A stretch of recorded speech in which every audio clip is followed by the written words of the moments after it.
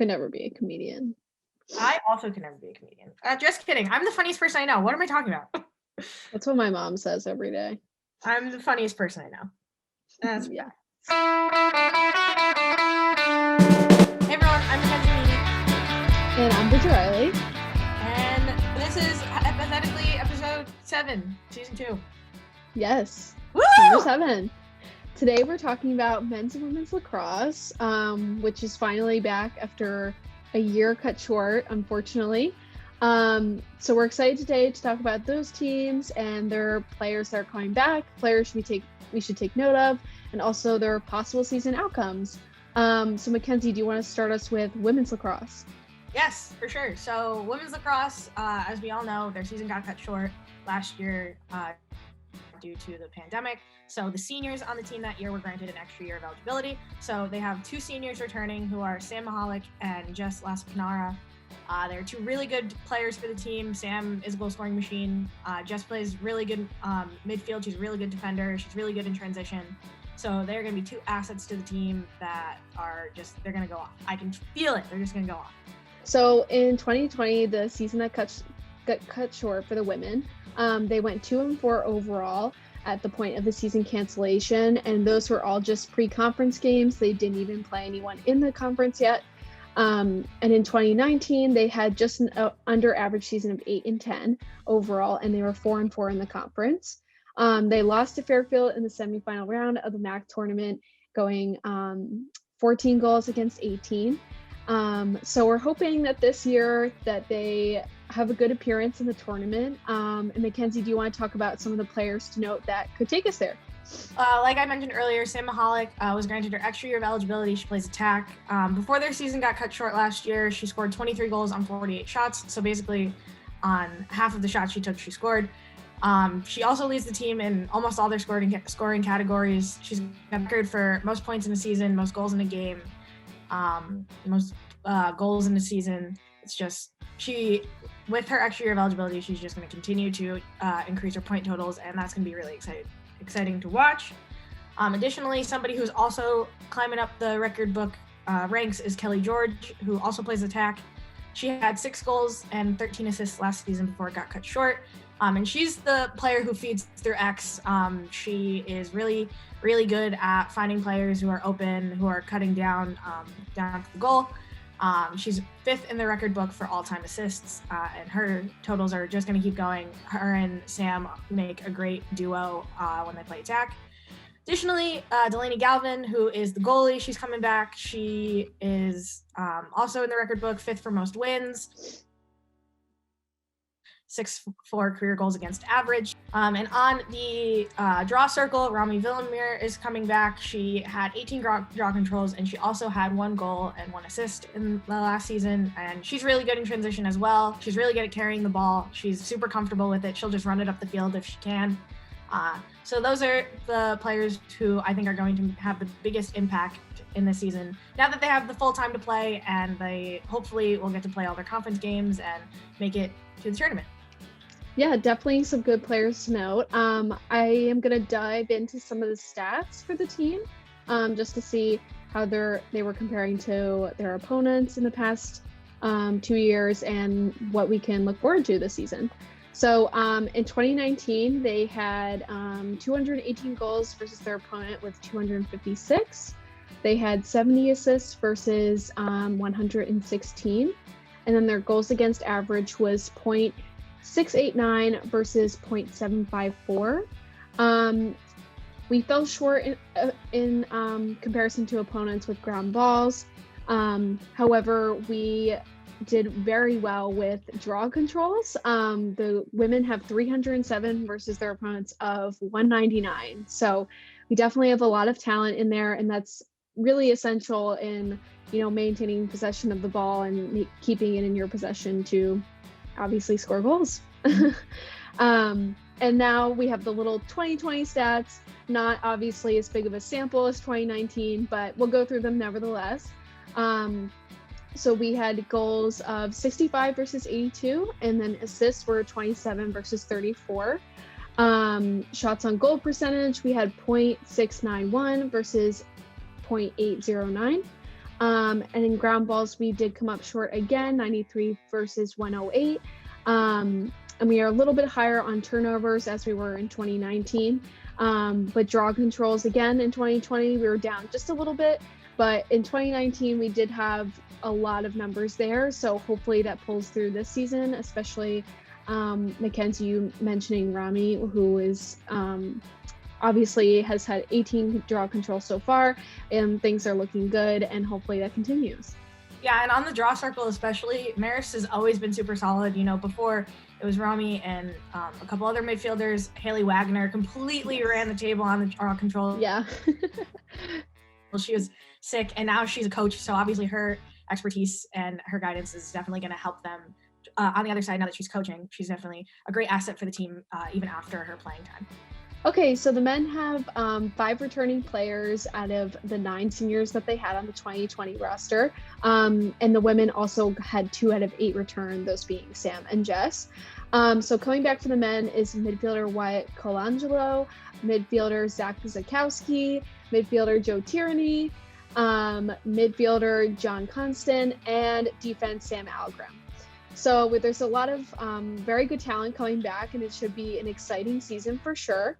In 2019, the men went 10-7 overall. They were 6-1 in the conference. They overcame Canisius and Quinnipiac in the MAAC tournament, but lost to UMBC in the first round of the NCAA tournament, 8-14.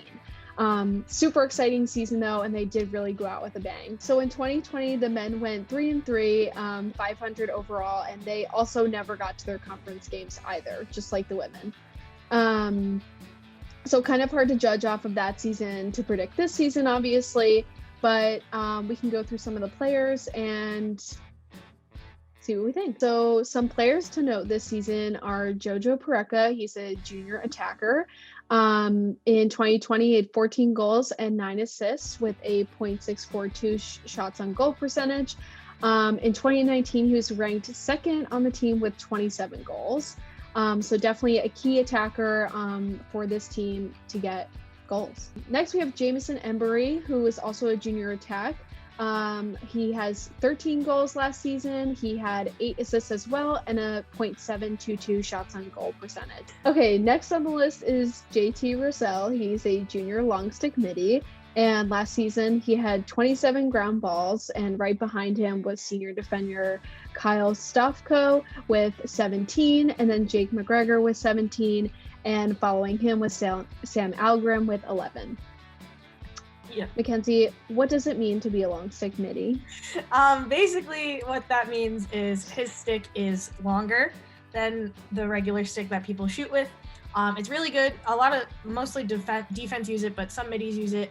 It's just so you can reach around and check the stick, and you don't have to get as close to the person you're playing defense on. Okay, next we have Jake Mcgregor, who is the senior goalie of the Lacrosse team. He has an 11.01 goals against average, and he has 65 saves with 65 goals against, making his save percentage at .500. And then behind him is Joe Tierney, who obviously is a graduate coming back. He's a midfielder. So in 2019, he made a real statement in the playoffs. He scored a career high 4 goals against Canisius in the MAAC semifinals and finished up the season with 3 goals in the championship against Quinnipiac. He ranked 3rd on the team in goals with 19, assists with 12, and total points of 31. He was named the tournament's most outstanding player in 2019. And in 2020, for what we had of the season, he had 10 goals with 7 assists and a .773 shots on goal percentage. And so basically every year the men's team gives a player, a senior on the team, the jersey number 34 in honor of Eddie Coombs, who was on the team in the 2000s, and he unfortunately got in a car accident and passed away. So to pay tribute to him, every year they give a senior on the team who fits all these qualities. I don't know them off the top of my head, but I'm assuming it's like leadership and being a good teammate. They give them the number 34 jersey that they get to wear for the entire season. Every year it's somebody different, but Joe Tierney had it last season before it got cut short, and since he came back, he gets to have it again. So he's the first player to also have the jersey 2 years in a row, which is pretty cool. Now we're going to talk about the stats of the team. So from 2019, Marist had 159 goals. Their opponents had 183. They also had 87 assists to their opponents 103. But Marist shoots or has better shots on goal percentage than their competition with 0.590 to 0.579. They also had more turnovers though, which was 298 to 256. They had more ground balls, which Marist had 506 to 481. Marist also is very dominant in their face-offs, with a face-off percentage win of 0.625 versus 0.375. So in the little season that they got to play in 2020, Marist had 79 goals versus the opponent's 67. They also had a little bit more in assists with 49 to 42, and a higher shots on goal percentage of 0.648 to 0.558. More ground balls, 197 to 179. Less turnovers, and a very significant face-off percentage win, just like their previous season with 0.622 to 378. And I think that just kind of shows how dominant they really are. I think they are one of the best teams we have at Marist. They're very good. They're very consistent. And yeah. Yeah, no, I definitely agree. And I would say both for the women and men, obviously it's a bit tough to predict and even for them to know how to do, because I mean, they're missing significant seniors that they were going to have last season, and they played no conference games. So all the pre-conference games are, for teams to get out like the kinks before the season, and face this like more challenging competition to get them ready for the MAAC conference. So I think that the teams will do well, and I'm excited to see them. And I also want to ask you, Mackenzie, who do you think will be the women's biggest competition this season? Yeah, it'll be tough. A lot of the schools in the MAAC are they're so good at lacrosse, I honestly think it'll probably be Fairfield. Sienna's pretty good. I think those are probably the top competition they have to worry about. Fairfield and them always seem to meet in the tournament, and unfortunately always seems to go Fairfield's way. And they've always had a good team. They've been good for quite a while, but Marist, I think, is going to have a really good performance this season, especially with Sam and Jess coming back and kind of having almost the same team as last year, missing a couple people. But I think they're going to be really strong. Yeah, I think the same for the men. In the conference last year, 2019, that really gave them a run for their money was Detroit Mercy, who they lost to 11-12. That was a big game, and Detroit Mercy this year has two seniors that are coming back that did score goals against Marist in that game. Inside the lacrosse preseason poll, they were selected second behind Monmouth, with Quinnipiac third and Canisius fourth. So they're definitely going to be a high competition. I do feel like this year our men were selected first in the preseason poll last year. So I think it will definitely be an interesting game for sure, and highly competitive. Yeah. In terms of COVID for the men and women's team this year, the women stay close to home, which is good. They're going to other schools in New York and Connecticut solely. For the men, they also stay pretty close. They travel in New York and New Jersey, but they do travel the furthest to Michigan to play Detroit Mercy. So hopefully all of that goes well and they'll be able to finish their seasons. I'm sure like basketball, they will have something similar to getting tested 3 times a week. The MAAC has been doing pretty well with that, especially Marist. So fingers crossed. Yes, for sure. I want to have a season. I know, guys. She needs to report on lacrosse. I know. Need to get her out of the newsroom. I need to do things. So the season for the men and women begin on March 6th, Saturday. The women will be playing Manhattan at home, and the men will be playing Detroit Mercy at home. So it will definitely be an exciting time having spring sports back. And coming up later in the month, it also is softball and baseball, and we're hoping to do that as well. next video. So we'll see you next episode for baseball and softball. Woo!